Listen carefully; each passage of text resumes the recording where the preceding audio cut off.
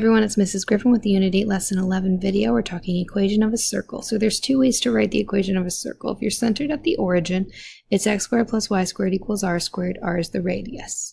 If you're centered anywhere else, your equation is shifted slightly. You have to have a number in parentheses with x and with y that represents the center.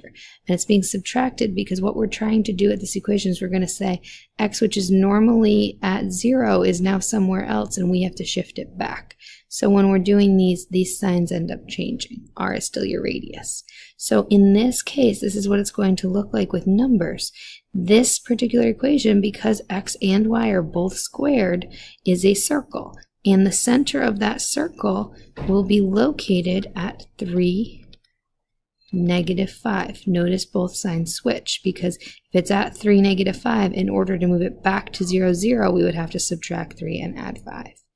And then our radius is here squared, so we would square root the 36 to get 6. Okay, so that's how you get your radius. Okay, so in this case where it's just x and y squared, there's no numbers in with x and y, that's 0, 0. And then your radius, again, you're square rooting the 25 to get 5. Okay, here your center point would be 0 because there's no number with x, and then you have to switch this -4 for the rest of it. And then here, you would have to square root this 13, and that's just a radical 13. It's okay to get a radical. All right, on number 4, your center, remember you're switching both sides, is -2, -1, and then if you square root, the radius is 1. Next, we would use that to graph a circle. So I would have a center point here at -4, -3, and my radius, remember you'd square root, that would be 2. So I'd go to -4, -3, and I would put the center point, and then I would have my radius go 2 in each direction to get me a circle, and I'm going to use a compass to create that circle. It would be a perfect circle. Okay, on to number 6, same idea. We are going to switch the signs for the center.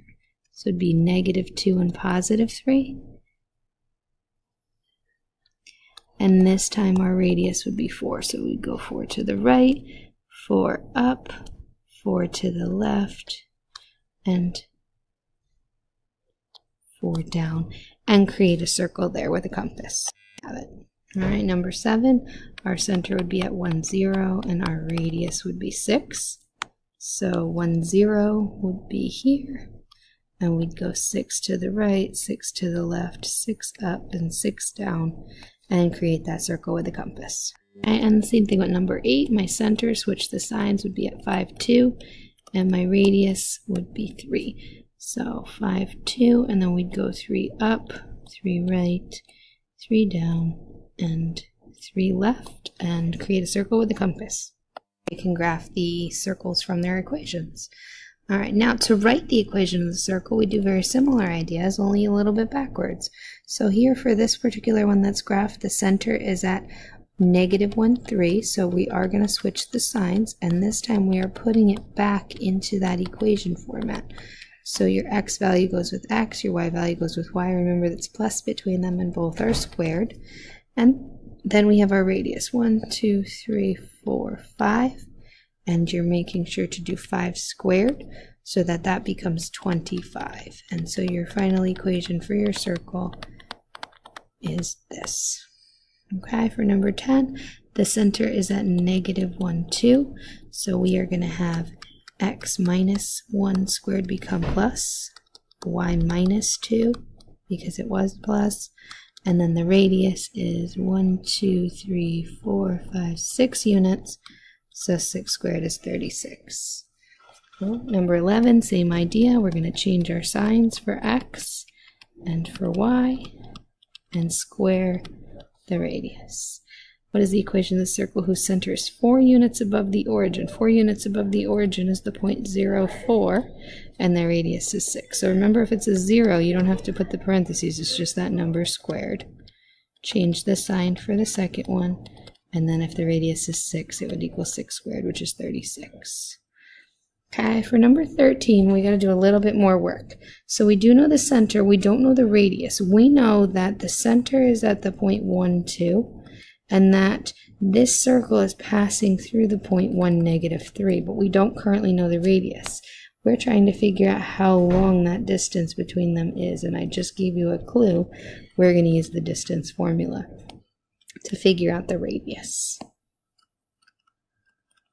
Okay, so remember it is x2 minus x1 plus y2 minus y1, and both are squared, and then we would clean it up. So 1 minus 1 is 0 squared, negative 3 minus 2 is negative 5 squared, which would be 0 plus 25, which is 25, and when you square root that you get 5. So your radius is 5.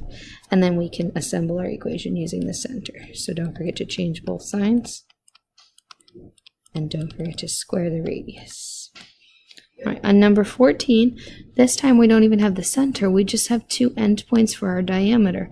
We know our diameter is at negative 2 on one end and negative 2, 6. Negative 2, 6 on the other end. So if we want to know the center, what we're finding is the midpoint. So we're going to use the midpoint formula.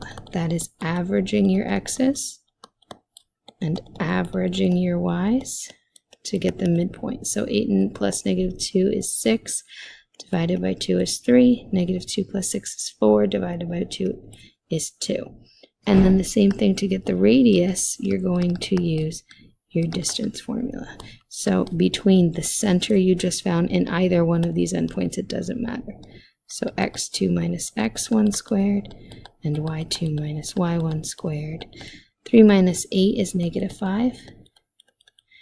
2 plus 2 is 4. So we have 25 and 16, which is 41. So radical 41 for your radius. And then assemble your equation. So x minus 3 squared and y minus 2 squared using the center we just found. And then it's radical 41 squared. Don't forget your radius is squared. But when you square a radical, what ends up happening is that the radical and the squared cancel, and we just have 41. All right, number 15, which equation has a graph that lies entirely in the first quadrant? That's this quadrant. So what we're looking for is one where the center is in the first quadrant and the radius isn't so big that it would leave the first quadrant. So if you look at A, the center would be at 4, 5. That would be out here. The radius would only be 3. Going 3 to the left and 3 down, 3 up and 3 to the right, you would never be able to leave that first quadrant. The radius isn't big enough. So this one lies entirely in the first quadrant. And then finally, the last thing says, which of the following points lies on the circle? And how you figure out whether or not a point lies on any equation is by plugging in. So we're going to plug these in and check. So for A, we're going to plug in negative 1 for x, and we're going to plug in 4 for y, and we're going to see if that equals 25. This would be 0 squared plus 0 squared. That's not 25. Okay, and then we're going to check B. So plug in negative 1 for your x and 8 for your y, and see if that equals 25. So 0 squared plus 4 squared is not going to equal 25. Check C, same idea. Plug in 5 for your x and 4 for your y, and see if that one equals 25. You end up with 6 squared plus 0 squared, which is also not 25. Must be D, so we're going to plug in 3 for x and 1 for y, and that makes 4 squared and 3 squared, negative 3 squared, which is 16 plus 9, and that is 25.